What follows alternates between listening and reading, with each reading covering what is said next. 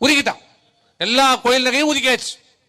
இப்ப கோயில்ல நம்முடைய ஆட்சியில் கிட்டத்தட்ட 400 கோடி ரூபாய் வச்சிருந்தோம். மொத்தமா 4 ரூபாய் கூட இல்லை, காலி பண்ணிட்டான், முடிஞ்சிருச்சு. அததான் எங்களுடைய பொதுச் செயலாளர் கேட்டாரு. அரசுக்கு உயர்கல்வின்னு ஒன்று இருக்குது, அரசாங்கம் ஒன்று இருக்கிறது. அரசாங்க நிதியில ஏன் நீ திறக்கல? நாங்க 69 கலைக்கல்லூரிகளை திறந்த அரசு அம்மாவுடைய அரசு, எடப்பாடியோட அரசு. 11 மருத்துவக் கல்லூரிகளை அரசாங்கத்து மூலம் திறந்த அரசு அம்மாவுடைய அரசு, எடப்பாடியோட அரசு. 7 சட்டக்கல்லூரி இங்க 120 கோடி ரூபாய் அரசாங்க நிதியிலிருந்து திறக்கப்பட்டது.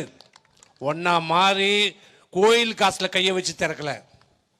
ஆளுமை மிக்க தலைவர் எங்களுடைய தலைவர் எடப்பாடியார்.